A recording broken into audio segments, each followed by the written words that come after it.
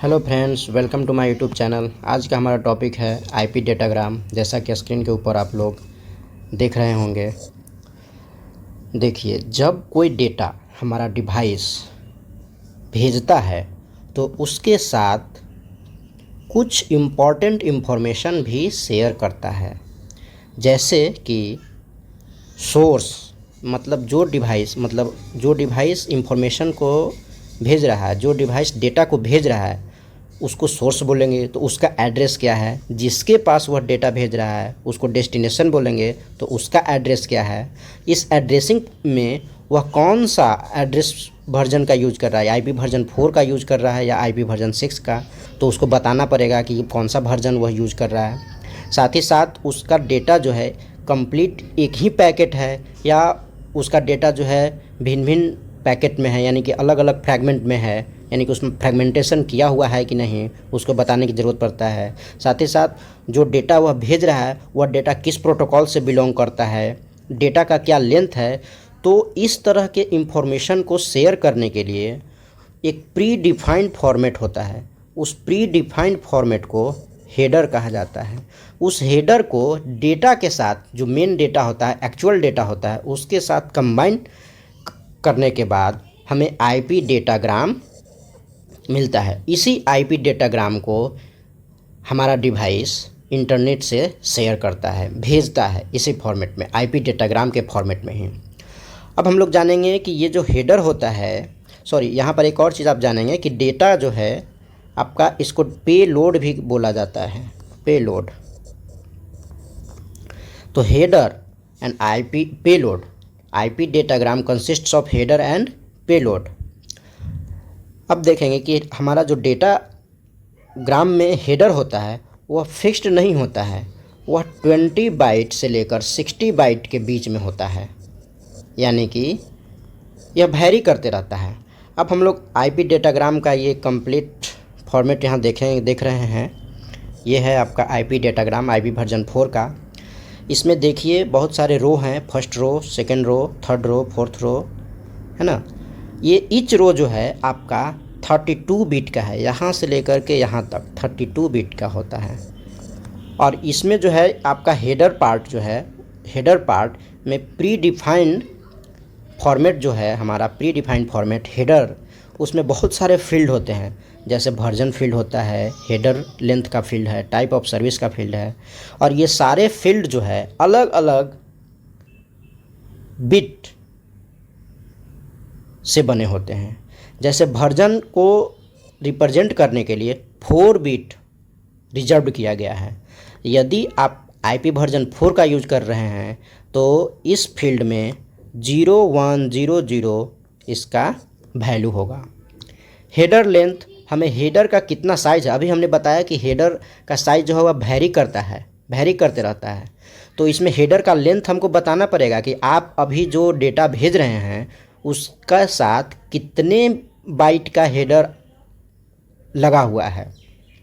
तो ये जनरली नहीं, आप बोलिए इसको मिनिमम, आप हेडर लेंथ का वैल्यू जो है 0101 यानी कि डेसिमल वैल्यू में बोले तो 5 होता है, 5 होता है। चूँकि एक रो आपका कितना का बना हुआ है, 4 बाइट का, 32 बिट यानी कि 4 बाइट।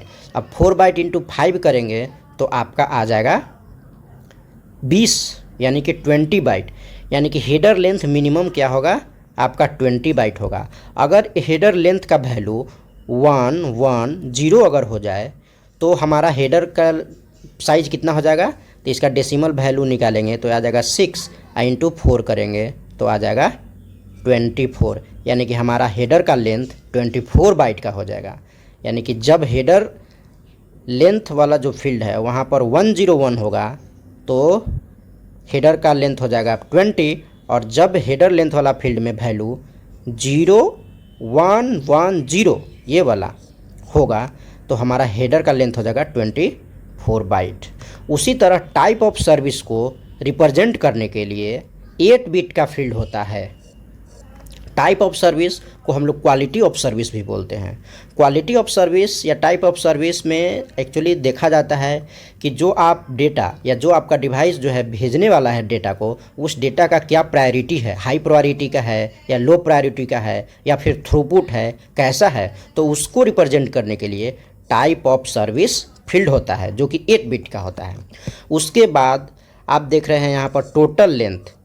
इस फील्ड के द्वारा इस पूरा माने हेडर और डेटा दोनों को मिला करके, हेडर प्लस डेटा दोनों को मिला करके कितना लेंथ आ रहा है उसको रिप्रेजेंट करने का काम ये टोटल लेंथ वाला फील्ड करता है, और वह 16 बिट का होता है। यानी कि 16 बिट के द्वारा हेडर प्लस डेटा के लेंथ को रिप्रेजेंट करने के लिए यह फील्ड इस्तेमाल होता है। अब हम लोग देखेंगे identification bit. Identification bit is used to identify fragment, each fragment of your data. यानी कि यदि आपके डेटा को फ्रैगमेंट में बांटा गया है तो ईच फ्रैगमेंट का आइडेंटिफिकेशन बिट सेम होगा। यह क्वेश्चन ऑलरेडी आज आ चुका है, और यह 16 बिट का होता है। अब हम लोग देखेंगे फ्लैग्स। ये 3 फ्लैग होते हैं, ये तीनों फ्लैग 1 बिट का होता है। यह फ्लैग 1 बिट का, यह फ्लैग 1 बिट का, यह फ्लैग 1 बिट का। सबसे पहला फ्लैग होता है नल बिट या नल फ्लैग भी बोलते हैं, यह ऑलवेज सेट टू 0, ठीक है। सेकेंड बिट होता है आपका डोंट फ्रैगमेंट बिट, ये वाला बिट डोंट फ्रैगमेंट बिट। हमारा डिवाइस अलाउ करता है इंटरमीडिएट डिवाइस को फ्रैगमेंटेशन के लिए, कि यदि ज़रूरत हो तो आप हमारे डेटा को, यानी इंटरमीडिएट डिवाइस यानी कि राउटर या कोई अदर डिवाइस नोड, उसको अलाउ करता है कि यदि ज़रूरत हो तो आप हमारे डेटा को फ्रैगमेंट कर सकते हैं, या उतना इम्पोर्टेंट नहीं, आप इसको फ्रैगमेंट कर सकते हैं। तब यह इस फील्ड में उसका वैल्यू वह 0 भेजता है। और जब यह बोलता है कि हमारा डेटा जो है इम्पोर्टेंट है, आप इसको फ्रैगमेंट में नहीं कर सकते हैं, तब डोंट फ्रैगमेंट फील्ड का वैल्यू जो है 1 सेट होता है। अब हमारा लास्ट फ्लैग है आपका मोर फ्रैगमेंट बिट। मोर फ्रैगमेंट बिट हमें बतलाता है कि फ्रैगमेंट किया गया है कि नहीं किया गया है। यदि फ्रैगमेंट किया गया है तो उसके लिए इस फील्ड का वैल्यू 1 होगा, और यदि फ्रैगमेंट नहीं किया गया है तो इस फील्ड का वैल्यू 0 होगा। उसके बाद है फ्रीक्वेंट ऑफसेट बिट। इस फील्ड के द्वारा हमें फ्रैगमेंट का सीक्वेंस पता चलता है कि हमारा जो डेटा है वह फ्रैगमेंट में यदि डिवाइड किया गया है, ढेर सारा फ्रैगमेंट है उसका, तो कौन से सीक्वेंस में डेस्टिनेशन उसको रीअसेंबल करेगा, रीअरेंज करेगा। यदि यह फ्रीक्वेंट ऑफसेट बिट नहीं उसको दिया जाएगा प्रत्येक फ्रैगमेंट के साथ, तो हमारा डेस्टिनेशन उसको एक करेक्ट सीक्वेंस में रीअसेंबल नहीं कर पाएगा। तो इसीलिए यह फ्रीक्वेंट ऑफसेट बिट होता है, और इसके लिए 13 बिट रिजर्व किया गया है। यानी कि 13 बिट के द्वारा इस काम को अंजाम दिया जाता है। अब हम लोग देखेंगे टाइम टू लीव बिट। यह फील्ड जो है टाइम टू लीव बिट हमें बतलाता है कि हमारा जो डेटा है यदि कोई लूप में फंस जाए। लूप में कहने का मतलब है कि मान लीजिए हम डेस्टिनेशन के पास अपना डेटा भेज रहे हैं और वह डेस्टिनेशन के पास पहुंचा ही नहीं, तो उसके बाद यह डेटा क्या हमेशा इंटरनेट पर घूमते रहेगा? नहीं, यह एक टाइम के साथ अपने आप ख़त्म हो जाएगा। तो इसके लिए ये होता है टाइम टू लीव, कि लूप में न पहुँचे, और अगर डेटा हमारा सही जगह पर नहीं पहुँचे तो वह क्या हो, डिस्ट्रॉय हो जाए। तो इसका मिनिमम वैल्यू होता है 64।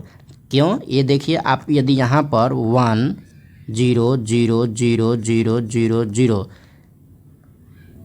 यहाँ पर आप 8 बिट का, ये इसका मिनिमम वैल्यू होता है time to live. Minimum value इसका होता है 64, और मैक्सिमम वैल्यू उसको हम लोग देख सकते हैं, ऑल बिट 1 कर देंगे तो इसका मैक्सिमम वैल्यू आ जाएगा 255।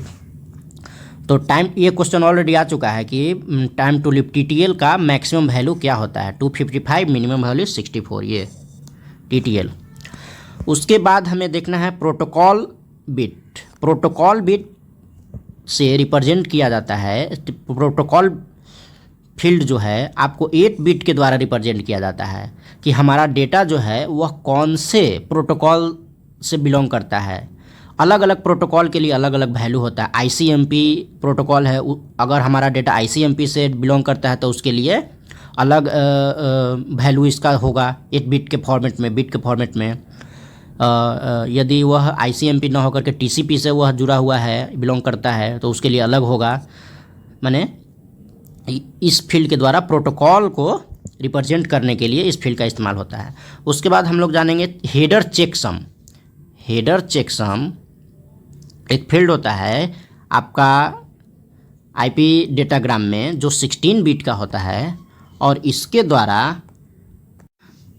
द्वारा हेडर में कुछ त्रुटि हो तो उसका आइडेंटिफिकेशन किया जाता है। अब मान लीजिए आप जो डेटा भेज रहे हैं उसमें किसी तरह का डेटा लॉस हो जाता है, और यह हेडर चेकसम को चेक करके यह पता कर लेता है कि डेटा में प्रॉब्लम है या हेडर में प्रॉब्लम है। जैसे हम लोग बताते हैं कि एवरी होप में, होप का मतलब होता है एक जंप, एवरी जंप में आपका टीटीएल का वैल्यू चेंज करते जाता है। तो यदि हेडर में यदि भूल होगा तो हेडर को चेक करके यह पता कर लेगा कि हमारा डेटा सही है और हेडर में प्रॉब्लम है। अन्यथा अगर मान लीजिए हेडर में कोई प्रॉब्लम आ गया तो हमें पूरा डेटा को फिल्टर करने की ज़रूरत, पूरा डेटा को चेक करने की ज़रूरत पड़ेगा।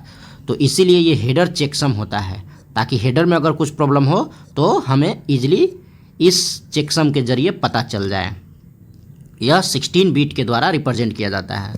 अब बाकी आप देख सकते हैं कि सोर्स आईपी एड्रेस।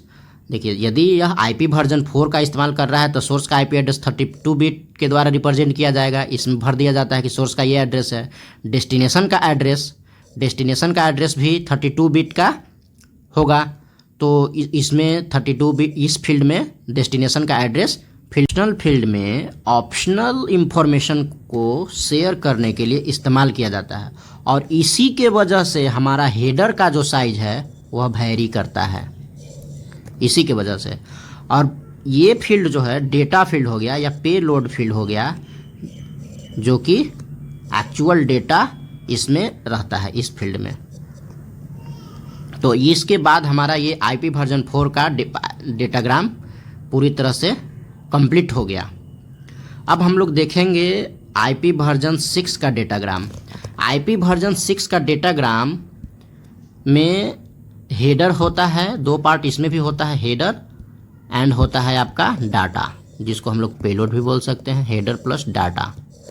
इसका हेडर जो है फिक्स होता है 40 बाइट का, फिक्स्ड होता है, यहाँ पर आपका चेंज नहीं करता है। 40 बाइट का इसका हेडर फिक्स होता है। इसमें देखिए ये फर्स्ट रो जो है आपका 32 बिट का बना हुआ है। फर्स्ट रो 32 बिट का बना हुआ है, जिसमें सबसे पहले है आपका वर्जन। फर्स्ट रो 32 बिट का, सेकेंड रो भी 32 बिट का, और ये जो है आपका 128 बाइट का, ये 128 बाइट का है। तो ये 128 बाइट का है, यानी कि ये हो गया आपका 16 बाइट, ये हो गया 16 बाइट, दोनों मिला करके हो गया 32 बाइट, और ये हो गया 4 बाइट, और ये हो गया 4 बाइट, यानी 32 प्लस 4 36 प्लस 4 40, ये हो गया टोटल 40 बाइट का हेडर होता है। हेडर ये यहाँ से यहाँ तक का हेडर, और ये हो गया आपका डाटा। तो 40 बाइट का ये इसका हेडर होता है आईपी वर्जन 6 का, जिसमें वर्जन से हम लोग समझते हैं कि वर्जन में कौन सा एड्रेसिंग इस्तेमाल किया जा रहा है, आईपी वर्जन 4 या आईपी वर्जन 6। तो यदि आईपी वर्जन 6 है ये, तो इसके लिए 110 यहाँ पर ये 4 बिट का फील्ड है ये। उसी तरह है ये ट्रैफिक क्लास का फील्ड। यह जो फील्ड होता है, यह आईपी वर्जन 4 में जो हम लोग देखे थे टाइप ऑफ सर्विस या क्वालिटी ऑफ सर्विस, उसी के जैसा होता है। यानी कि टाइप ऑफ सर्विस या क्वालिटी ऑफ सर्विस जो आईपी वर्जन 4 में उसी के सिमिलर होता है। यह 8 बिट का होता है, जो कि किस तरह का सर्विस है, प्रायोरिटी किस इसका क्या है, हाई प्रायोरिटी का है, लो प्रायोरिटी का है, डिले करना है डाटा को या नहीं करना है, थ्रूपुट है क्या है, तो उसको रिप्रेजेंट करने के लिए ये फील्ड होता है। उसके बाद है ये आपका फ्लो लेवल। फ्लो लेवल जो है आपका डाटा पैकेट का क्या फ्लो है, उस लेवल को रिप्रेजेंट करने के लिए ये बिट होता है। तो आपका यहाँ पर R8 प्लस 4 12, तो ये हो जाएगा फ्लो लेवल 20 बिट का फील्ड होता है फ्लो लेवल। उसके बाद पेलोड लेंथ माने डाटा का कितना लेंथ है। हम लोग उस आईपी वर्जन 4 का जो हेडर था उसमें हम लोग हेडर लेंथ देखे थे, लेकिन यहाँ पर हेडर लेंथ ना होकर के पेलोड लेंथ होता है। यहाँ पर ऐसा क्यों हो रहा है, क्योंकि वहाँ पर हेडर लेंथ इसलिए था क्योंकि हेडर लेंथ वेरिएबल था, लेकिन यहाँ पर हेडर लेंथ तो ऑलरेडी फिक्स्ड किया हुआ है, तो हेडर लेंथ यहाँ पर ज़रूरत नहीं है। यहाँ पर ज़रूरत है डाटा का क्या लेंथ है, तो इसलिए यहाँ पर पेलोड ये है, ये इसको जो है आपको 16 बिट के द्वारा रिप्रेजेंट किया जाता है पेलोड लेंथ को। ये नेक्स्ट हेडर से हम लोग को पता चलता है कि नेक्स्ट हेडर जो है इसमें है कि नहीं, मतलब इसमें फ्रैगमेंट किया हुआ है कि नहीं, इससे पता चलता है नेक्स्ट हेडर। उसके बाद होप लिमिट जो है सेम टू सेम TTL के जैसा है, time to live hop limit, यह भी 8 बिट का फील्ड है। और सोर्स एड्रेस 128 बिट का एड्रेस को रिप्रेजेंट करने के लिए, और डेस्टिनेशन एड्रेस 128 बिट का डेस्टिनेशन एड्रेस को रिप्रेजेंट करने के लिए यह फील्ड होता है। और डेटा बाद बाकी जो बचा वो डेटा इसमें रहता है, एक्चुअल डेटा को हम लोग इस हेडर के साथ कंबाइन करके भेजा जाता है। तो ये हो गया आपका आईपी वर्जन 6 का डेटाग्राम। ये कंप्लीट आपका सेशन हो गया IP version 6 and IP version 4। Thank you friends. अगर यह वीडियो आपको हेल्पफुल लगे तो please like share and subscribe करें। Thank you.